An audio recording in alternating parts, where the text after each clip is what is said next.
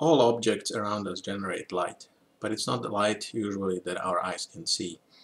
Our eyes is an optical instrument that is made to see light of particular wavelengths or light of particular frequencies. Light is generated by vibrating electrical charges, vibrating electrons. Everything around us has electrons, but these electrons are not vibrating usually at the frequencies that our eye is made to see. You already know that light is an electromagnetic wave, and that changing electrical field creates changing magnetic field. And it was found out that this change is happening at a particular speed, and that speed actually matches the speed of light. And so this basically it was at that point when James Clerk Maxwell found out these things, he realized that electricity, magnetism, and light are very much connected. And it didn't take long until people started really understanding that electromagnetic waves are light. Because there are electromagnetic waves of different frequencies, different wavelengths. There are many different kinds of light. When you take a metal object,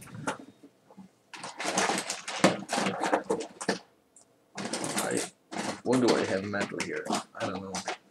Like this compass here. This compass right now you see it not because of the light that's creating, and most objects around you. This apple, I don't see it because of the light created by the electrons in the apple. I see it because of visible light that's reflecting off of this apple, visible light that's coming through the window from the sun, which is a source of visible light. It's also reflecting visible light that is created in the light bulbs, like these light fixtures here above me, and that light hits the apple and it reflects from the apple into my eyes. That's how we see most objects around us. This compass right now, it's also not generating visible light. So if I turned off the lights in this room and I block the windows in here and it becomes a perfectly pitch black room, I will not be able to see this compass. In fact, I will not going to be able to see anything in this room, because we only see because of light that comes into our eyes. And as long as there is no visible light coming into our eyes, we cannot see anything. But if I start heating up this compass or any metal, and you probably had that experience before, or if you have an electric stove, you know that as the temperature of the stove increases, at a certain moment it starts to glow in visible light. Take any metal or take a spoon and a knife and start heating it up, heating it up, heating it up. At a certain moment it starts glowing red. That means it's creating actually red light. And if you heat it up more, the light is going to become more orange and more yellow. And you can get it, through all of the colors of the rainbow, basically. And very, very, very hot objects, they create white light. And if you take a really thin piece of tungsten wire and you send enough electrical current through it, it's going to get so hot that it's going to start creating white light. And that's how light bulbs work, or the regular incandescent light bulbs. That's how they work. That's how Edison's light bulbs, so to say, work. Just a piece of iron, or I mean, he spent a lot of time to figure out what to make the filament out of in order for it to last as long as possible. Tungsten is usually the one that's used in incandescent light bulbs these days. They can last for many days before the wire burns off and breaks. But that's how light bulbs create visible light, by making the wire really, really hot, so hot that it starts creating visible light. Okay, what else I want you to hear in this video? So again, when you're if you were ever in a pitch dark room, you would not be able to see anything, no matter how long you wait, no matter how well your eye accommodates. Some people think that if you wait long enough, your eye will get used to the darkness and you will be able to see again. That's not true.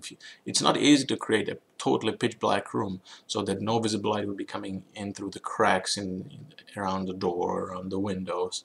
But if you are able to create such a pitch black room where no visible light enters and there are no sources of visible light inside, no matter how long you sit in there and wait until your eye, gets used to uh, that environment, you will never be able to see, because your eye sees because of light entering your eye, coming to the back of your eye on the retina, and that energy is converted by the light sensitive cells there into electrical impulses that go into your brain. If there's no energy going into your eye in that form in which your eye can take it and interpret it as light, no matter how long you wait, you will not be able to see.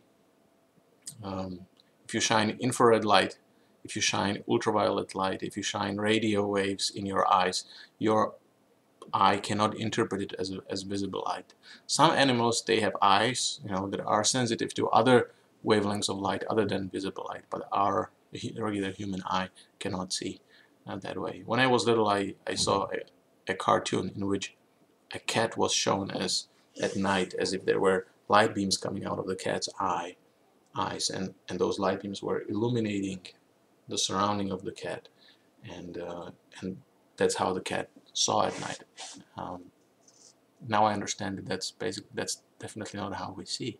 We don't see objects around us because light comes out of our eyes, and reflects off of the things and come back. It's the sunlight or the light from the light bulbs that bounces off objects, and that's how we see them.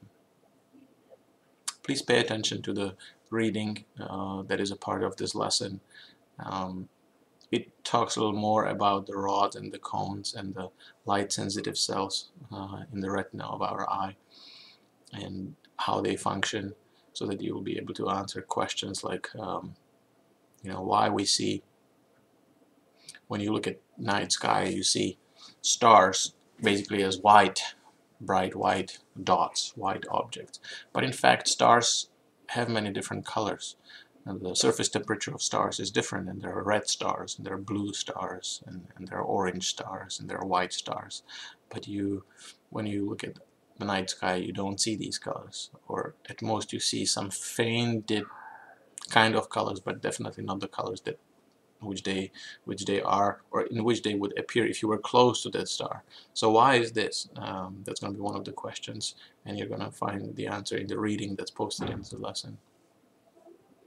There are some other fun things to consider about the blind spot, for example, in the reading. It's a really good reading.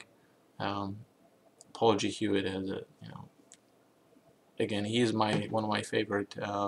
He's my personal hero because of the way that in which he brings science or this information, this type of information, into his audience.